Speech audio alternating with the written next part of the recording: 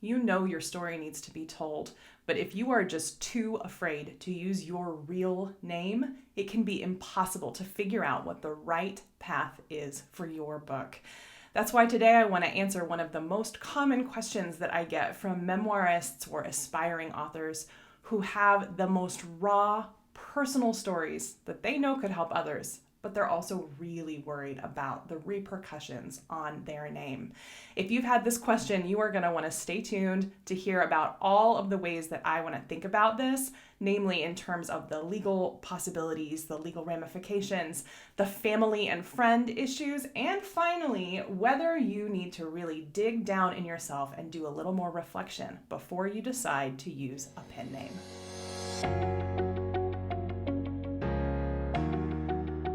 If you're ready to get your story out in the world, but you've just been waiting as you're not sure whether the budget's going to fit or the timeline or the support, I get it. Every author is different. Every book is different. And that is why in December, we are rolling out 3 different tiers of service.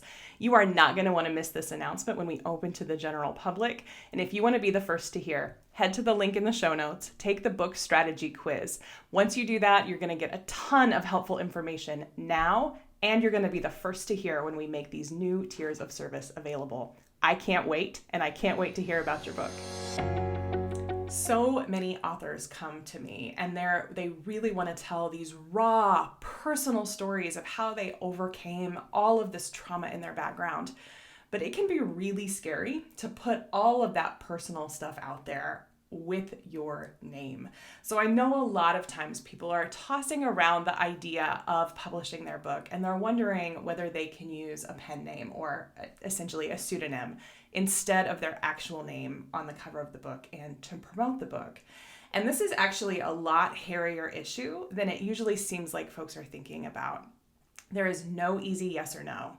So before I get into the 5 things I want you to consider if you are planning to use a pen name, I want to say very, very clearly, I am not a lawyer. I am a writer, I am a book coach, and I own a publishing company that specializes in leadership books and memoirs. So I have been through this with a lot of folks who wrote really personal books, kept them under wraps. And I just want to talk through some of their experiences, the way that they thought through it, and the ways that I have seen this be so helpful to people. Okay, so first of all, I want you to ask yourself, are you trying to avoid getting sued? Now, again, I am not a lawyer, but this is the big one that people usually come to me with. So maybe they're worried that they are going to do a tell-all on their business that they worked at before. I had one of my very first clients I worked with. She had gone through this experience of working in an office that was so abusive to her. She was a Black woman, her boss was a white man, and he would just berate her. He would talk constantly. This was much earlier. It was one of my first books. This was shortly after the Obama election. And he would talk constantly down to her about how, oh, I'm sure you love Obama.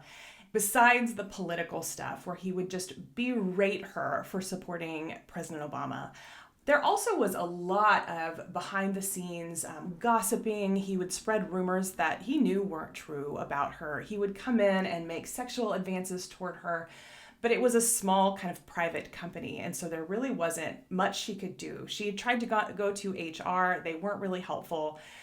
Let me tell you what this woman did. She lifted herself up and she became an HR consultant so that she could help make sure no one else ever went through this again. But you can imagine telling a story like that is really, really scary to do. Now, when we talked through this, her concern really was, am I going to get sued? If I use my name and people can trace back that is my boss, whether I use his real name or not, am I going to get sued? Is he going to sue me for defamation? Now, the advice that I gave her and the advice that I always give is you need to get legal counsel. So if you're needing to find a lawyer that specializes in literary work, I can send you the name of some amazing women who do this work. But I do want to tell you, there is absolutely precedent for lawsuits to go forward, even if you change the names. So that goes for the names of the people you're mentioning. So maybe, you use your real name, but you change your boss's name. you can still get sued for that. So this was a really famous story years ago where a man who had grown up in foster care wrote kind of a tell-all about his experience as a foster child. He changed the name of all the family members, the last name of the family. I believe he even changed the name of the town. It was clear enough because if you knew him, you knew that he had grown up in this particular foster family. So even though he had changed all of the names of the people in the story, he was still able to be sued for invasion of privacy because he was still putting that story out. And people who knew him had enough context to put together who he was talking about. Now, if you change your name, you use a pen name in other words, this of course is, you might get away with it, right? It might be harder for people to figure out who you are from the book and put together the circumstances. But is it impossible? Probably not. And if you are going to make it so obscured that no one can tell, who you are, who the people are, where you're from, what kind of institutions you're interacting with, well, friend, it is going to be really difficult to get that book to speak your truth. So I want to make sure that I'm really clear about that can you be sued if you use a pseudonym? Yes. Can you be sued if you change the names of the people in the book? Yes. So be really careful. If the reason you're wanting a pen name is you feel like there's a good chance you're going to be sued, you need to be really, really careful. Again, reach out to me, leave a comment. I'm happy to direct you to some amazing women lawyers who do this type of work. They can consult with you and you can figure out the best choice for you. Okay, the second point that I want to make is, are you worried about illegal activities that you did in your memoir? This one is so juicy because so many of us really love to read about true crime and listen to true crime podcasts and hear about the inside details of true crime. And to me, there is nothing more exciting than reading about someone who had, now, we're not talking, murders and terrible, terrible things, but someone who has done some illegal things and kind of lived to tell the tale and wants to talk about it. So I have a particular story in mind. So this is a client we worked with years ago under NDA, but she had worked for Korean karaoke. And if you're not familiar with that is, it is kind of a nightclub scene. It's really underground. There are a lot of times there will be raids by police into these kind of warehouses where they hold this karaoke. I know you're intrigued. Google this. It's so interesting. But it is a form of sex work. She was really proud of the work that she did. She knew that it brought a lot of joy to the people that she worked with. She felt like it was her standing in her truth. And she also was a refugee. And so having access to a really good living, that meant a lot to her. Now, however you feel about that particular profession, one thing that she was really concerned about was, am I going to be arrested, even though this was years after the fact, for doing these illegal things? If I reveal them in my memoir and I put my name on it, then the police will know, everyone will know that I did these illegal things. Now, in her case, she was also concerned that her family would know that she had done these illegal things. She had really kept that part of her life, amazingly, under wraps. We wrote about that in the book too, actually. But there also was this concern, I was in these illegal activities. Am I going to get in trouble with law enforcement? Now, here's the thing. Again, I am not a lawyer. Seek out a lawyer. Get information on this from someone who is a legal expert. But what I will tell you is many types of crimes do have a statute of limitations. So if you are, you have spent years reflecting on your life and now you kind of want to look back and write about it, that is ideal. Really, you do not want to be writing a memoir about something you're still in the middle of or something that just happened. So it's possible that the statute of limitations is actually up. And in that case, there would be nothing that law enforcement could do, right? Now, in my personal non-legal expert opinion, do I think that law enforcement are out there reading memoirs, looking for reasons to arrest people? No, I don't. But I do want to make sure that you're kind of aware, thinking about how you might approach that issue and how you might bring it to a lawyer.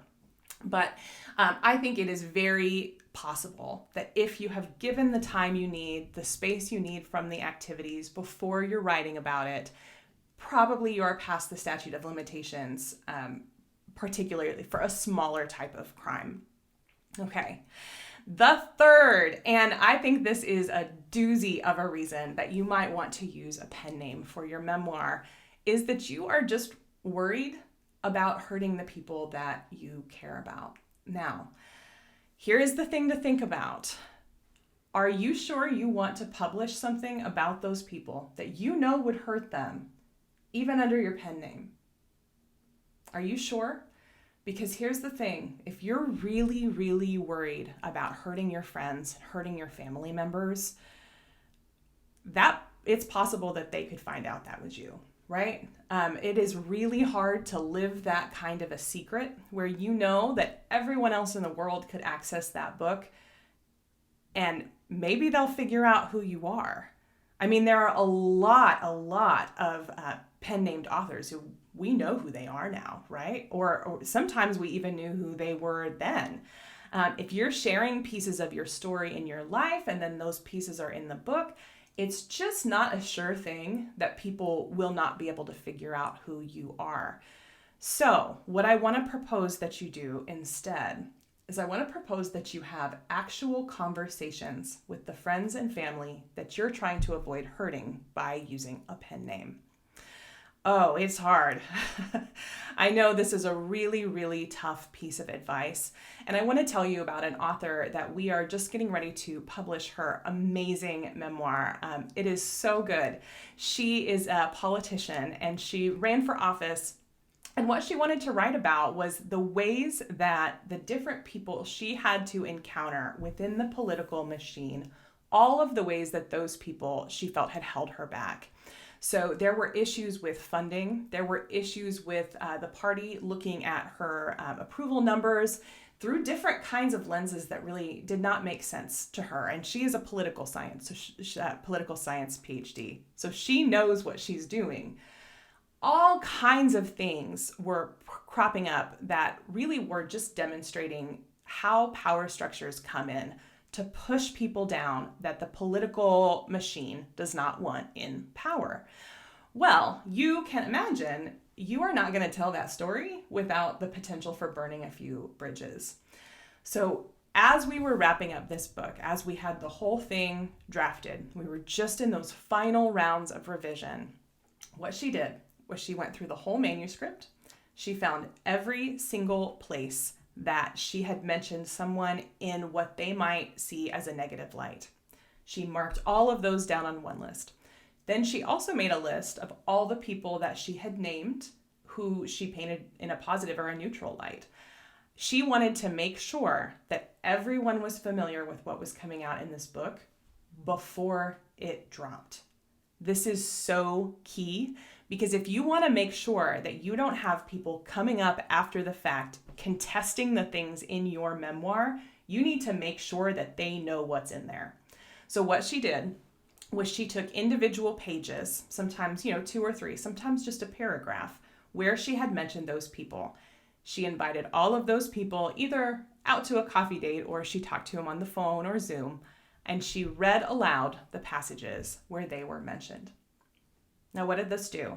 1, it helped her make sure that everything in her memoir was accurate. Now, of course, memoirs are from our own personal individual perspective. There is no black and white correct in a memoir. But when we are writing a memoir, it is really important that we reflect enough on our experiences that we can present them in a way that is fair, a way that is true to us and that is also reasonably true to anyone who would have observed this event from the outside. That doesn't mean that you can't put your spin, doesn't mean that you can't put your take and your lessons. In fact, those are key. But what it does mean is that you need to make sure you're thinking about how you're portraying the scenes that other people appear in so that they're going to feel comfortable, or at least they know that you have gone to every effort to tell the truth. So what did she find? Did she find that she needed to hide her book and use a pen name and, not tell anyone? Well, that would have been really hard for her, right? Instead, what she found was, for the most part, people said, yeah, that's how it happened. Yes, I agree. There were a few people, there was a lawyer in particular who said, oh, I do not think that's how that happened. And he was really nervous about some of the things that she had written. She had to decide whether it was okay with her to go forward, to really, think about. She checked back in her emails and the other kinds of information she had, but she had to really think about whether it was worth going forward, even though he disagreed. And then the last group of people, there were some people who really felt that it was a harsh portrayal of them. Again, she had to think about, is it worth it to me to tell my truth, to share my message, and to spread this idea that we have got to get insider power out of politics, that we have got to give people an opportunity to come from the outside of the political machine and rise up and lead our country. So what she decided was to go forward with everything essentially as it was. Now, there were a couple of places where we had put some dialogue in, a conversation she remembered having. Instead of putting dialogue for the other people, we just paraphrased it. So we didn't have dialogue. We weren't quoting them. We were just putting a summary of what she recalls them saying. So we did soften some of the things. But for the most part, that book was about standing in your power, about speaking your truth. She had to go forward and she had to put her name on that book. It wouldn't have worked any other way. And that brings me to point 4. When you're thinking about, do you want to use a pen name? Really think about whether what's happening is that you're feeling hesitant about stepping up to the podium, dreaming big, playing big, and putting your name on it. That is a powerful thing to do. And that means it's also really, really scary. So hear me when I say this, friends. If you have a story to tell, if you have a message that needs to be heard, and if you have ideas that you know could help other people, isn't that worth putting your name on? Isn't that worth doing the hard work of going through your relationships and speaking with the people who hurt you? Isn't it worth taking that risk, putting yourself out there, putting your name on your story? I promise you, you will help so many people, and those people will trust you, and those people will listen to you much, much more if you put your name on that book. So that's not for everyone. Some people do need to, there are safety issues or whatever kinds of manipulation that they've experienced. I understand that, and that is nothing to be ashamed of. That is a real issue. But what I want you to ask yourself is, are there really safety issues? Or do you have that mean girl voice of the inner critic in your mind telling you that this is too dangerous, that you need to crawl back into the shadows and not share your truth? Because if that's what's happening, we got to conquer that. We got to help you rise above and put those terrible experiences behind you so that you can be the light for others that I know you were meant to be. And that brings me to point 5, the 5th thing I want to make sure you consider before you decide whether you want to use a pen name or not. And that is, do you have a plan to make sure that this book actually gets out? I'm not talking about just publishing. You can publish with a pen name. That is no challenge. You actually don't even need to put a name on your cover at all to get it out on Amazon. What I mean is, are you going to be able to promote your story so that your book gets the legs it needs? Nonfiction in particular is almost always sold on the author's credibility. We talk about that sometimes in terms of platform. I've got another video from a couple months ago. That video is called Why Nonfiction Authors Need a Platform, and it's going to tell you everything you need to know about your platform. But one thing I want to share right now in the context of pen names is how important it is that you as a live, flesh and blood human being, are standing there to promote your book. This is going to be things, yes, like book signings and book talks. That's what everyone thinks of. But you also are going to have people who really want to connect with you, who feel connected with you because they found your story. And if you aren't available for them, it's going to be really hard for them to see that you are, again, you're standing in your truth and you're telling this story unapologetically because it is what you lived through, what you survived, and how you're going to help other people get through that. If you don't have your name on that book, it is going to be hard to do all of those things. It's going to be hard for you to schedule and promote book signings because you won't be able to promote them. It's going to be hard for you to do any kind of leverage, any kind of public speaking, because how are you going to appear in public? Yeah, you could do a Zoom talk and blur your face out, or you could wear some kind of a disguise. I've had folks suggest that. That is not something that I would really ever recommend. To me, it's all about whether there is a way that you can find your way into the light with this book. So only you can answer that question. There is no right or wrong, and I will support what you decide. That is how I do everything in my business and everything in my life. I am here for you. But what I want to do is say, think about those 5 issues: the legal issues in terms of being sued, the issues of statute of limitations if you have illegal activities in your memoir, the issues of family and friends and hurt feelings, the issues of standing in your truth and standing in your power, and then finally, do you have a way to get that book beyond publication into the hands of people who need it if you're not able to be the one promoting it? So it's a lot to think about. If you would like to talk through some of these issues and just hear about ways that we have helped other people in the past decide whether to use a pen name or not, I hope you'll reach out. In the meantime, please make sure you take that book strategy quiz so that you can get all of our hands-on guidance on how to get that book written, how to get it published, and how to make sure it makes the changes in people's lives that you know you can make. I am on a mission to make sure that everyone has access to the support and tools that they need to tell their story and tell their story well. And that is why I am so excited to roll out 2 brand new offers that are going to fit so much more comfortably into a whole range of budgets. Now, the first one I can't share with you quite yet, but if you are looking for a community of support and skills and tips and all of the things you need to move your memoir forward, keep an eye on this channel.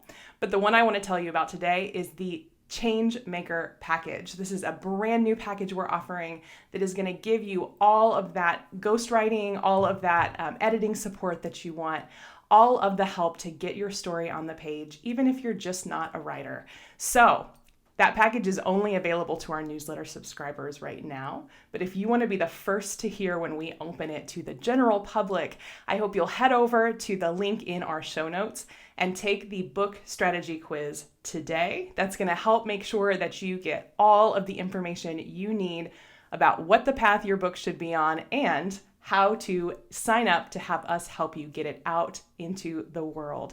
I know that you are ready for this and you deserve to have your story out there. So sign up for that quiz right now. The link is in the show notes and I can't wait to hear about your story.